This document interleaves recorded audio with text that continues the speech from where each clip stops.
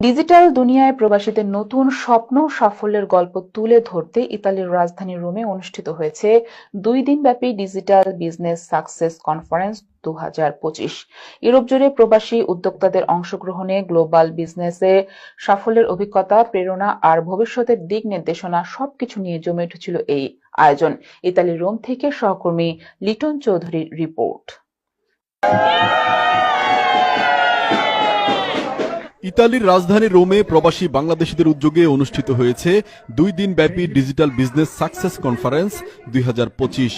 Digital অর্থনীতির এই নতুন ধারাকে সামনে রেখে ইউরোপের প্রবাসী উদ্যোক্তারা গ্লোবাল বিজনেসে নিজেদের সাফল্য ও অভিজ্ঞতা তুলে ধরেন।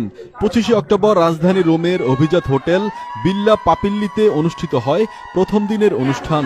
বিশ্বের বিভিন্ন দেশের সফল ডিজিটাল উদ্যোক্তা ও ব্যবসায়ীদের অংশগ্রহণে বক্তারা বলেন, ডিজিটাল বিজনেস এখন শুধু একটি কাজ নয়, এটি বিশ্ব অর্থনীতির দ্রুত পরিবর্তনশীল বাস্তবতা। প্রবাসীরা এই প্ল্যাটফর্মের মাধ্যমে নিজেদের ভাগ্য গড়ছেন এবং বাংলাদেশকেও আন্তর্জাতিকভাবে পরিচিত করছেন। 26 অক্টোবর দ্বিতীয় দিনের মূল অনুষ্ঠান হয় ভিয়া কাসিলিনা দুমুস রেস্টুরেন্টের সম্মেলন কক্ষে।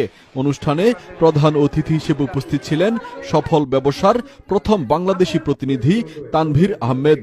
তিনি বলেন, ডিজিটাল বিজনেস এখন একটি গ্লোবাল মুভমেন্ট।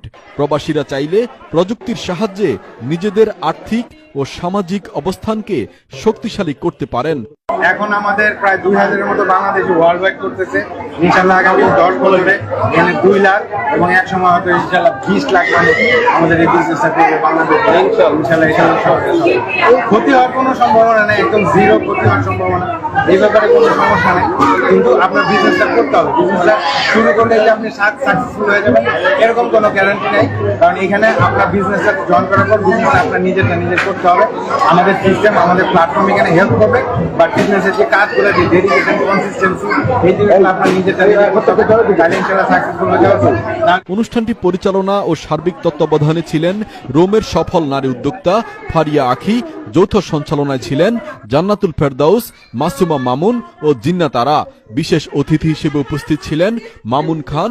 পাশাপাশি ছিলেন নারী উদ্যোক্তা তানজিলা হোসাইন ও রিনা খোকন সহ কয়েকশো সফল প্রবাসী নারী পুরুষ। বক্তারা বলেন, ডিজিটাল বিজনেস কোনো ভুয়া স্কিম নয়, এটি আন্তর্জাতিকভাবে নিবন্ধিত, স্বচ্ছ ও বৈধ প্ল্যাটফর্ম। এখানে পরিশ্রম ও দক্ষতাই সাফল্যের মূল চাবিকাঠি।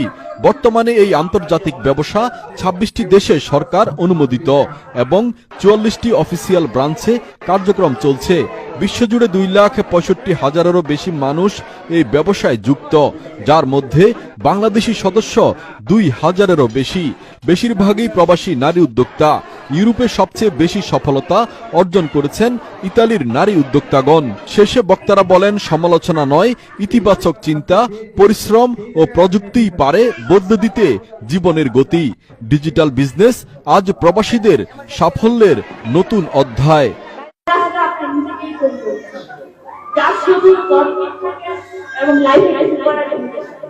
একটা কথাই বলবো যে আপনি যদি একজন মানুষ হয়ে আমার আইডেন্টি তৈরি করতে চাই, স্বাবলম্বী হতে চাই এবং নিজের একটা সুপ্রতিষ্ঠিত পরিচয় তৈরি করতে চাই সামাজিকভাবে, তাহলে এই বিজনেসটা অবশ্যই আমাদের নারীদের জন্য। যারা ইন্টারেস্টেড, যারা আসলে নিজেদেরকে সাকসেস করতে চান, নিজের পায়ে দাঁড়াতে চান, তারা সবাই এই বিজনেস দেখতে পারেন, বুঝতে পারেন। এখানে আমাদের আসলে সবকিছু জানার এবং বোঝার সুযোগ আছে। আমি কিছু একটা খুঁজছিলাম, যার কারণে আমি এই বিজনেসটা যখন আমি পাই তখন আমার কাছে মনে হচ্ছে আমার জন্য পুরোপুরি সুইটেবল একটা জিনিস। ইতালি থেকে লিটন চৌধুরী, NTV, ইউরোপ।